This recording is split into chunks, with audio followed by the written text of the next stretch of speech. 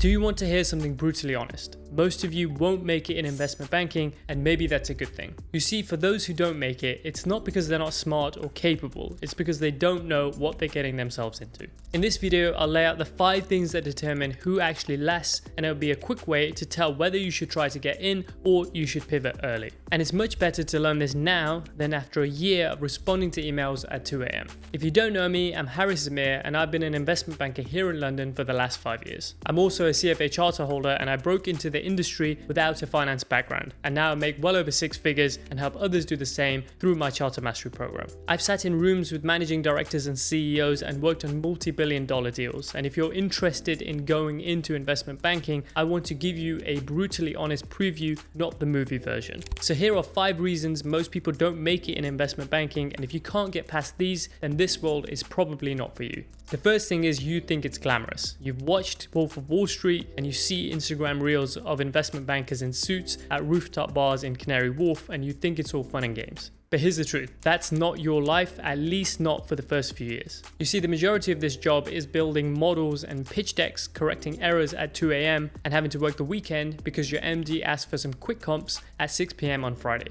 What's glamorous about that? If it's aesthetic and lifestyle that you're after, the reality is going to slap you hard. And this is what we emphasize to my students inside our Charter Mastery program when we're helping them choose the best career path for them. Honestly, investment banking is a real grind, and it's not for the faint-hearted. The second thing is you can't handle pressure. This isn't a 9-to-5 job where you can chill and then enjoy your evening. This is a pressure cooker that genuinely consumes your life. Deadlines move all the time and they're tight, clients change their mind at the last second, and ultimately you'll be expected to deliver right now, not when you feel ready. I've personally seen junior analysts get shouted at not because they're bad, but because a few words were misplaced on a deck that was going out to a £1 billion client. And I know these details matter to these £1 billion clients because I talk to them on a regular basis.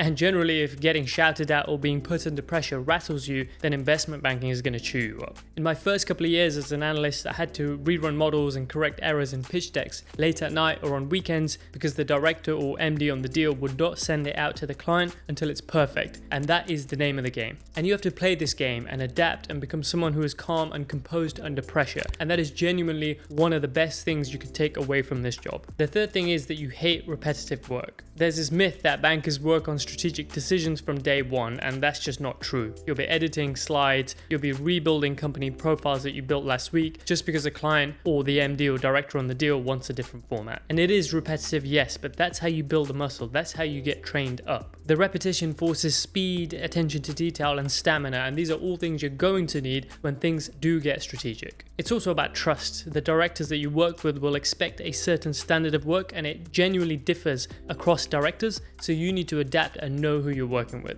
And unfortunately, if you think you're too smart for this grunt work, you won't last. Now, of course, the faster you master this, the faster you will move on to interesting work, but you still have to do your time and prove that you can be trusted, and that's not so different to the rest of the world. And even though we help people accelerate their career as quickly as possible within the Charter Mastery program, you still can't skip this grind season. The fourth thing is that you expect work-life balance. Let me just say this plainly. Investment banking is not a work-life balance type of job. There is no fixed number of hours a day that you work. You work until the work is done, and even after that, your Outlook and Teams notifications are on in case someone needs you. Now, can you survive this? Yes, you can. And do things get better? Yes, they do. As you become a bit more senior, you do get a bit more control over your time, but particularly in the first 1 to 2 years, it's horrendous. And even after that, you can't have a baseline expectation that you'll clock off at 6 p.m. and be home for dinner every night. Things move all the time, and your week is a bit of a blur. I've had weekends where I've had plans with friends or family, or I've planned to fly out of the country, and I've had to cancel them because a live deal has hit. In fact, last year, I took a few days off for my birthday, and then I had to cancel that because the deal was too pressing.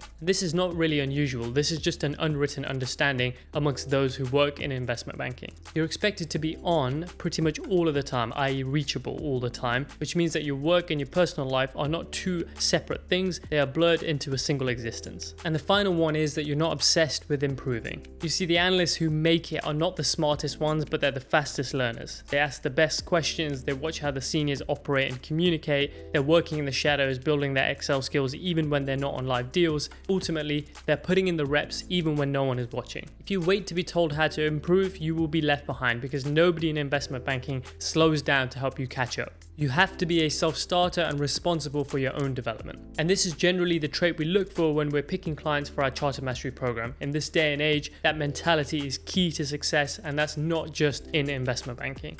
So who actually makes it? Well, it isn't necessarily those with the perfect grades or those who talk loudest in the interviews. It's those who turn up consistently every day, treat every task like it matters, who take feedback as fuel, not a sign of failure, and ultimately those who learn quickly. I've seen average students from non-target schools do exceptionally well, and I've seen top performers crash and burn. You have to develop thick skin, show strong commitment, and you have to continue to improve, otherwise you're gone. And look, if you surround yourself with the right people, you can succeed. At least that's what we believe at Charter Mastery. Now look, this isn't me gatekeeping access to investment banking. It's just things that I wish people told me before I started. And if you're still watching, you're probably the kind of person who will make it. And if you believe in yourself and you want to learn more about careers in finance, then go ahead and subscribe and watch my next video. See you next time.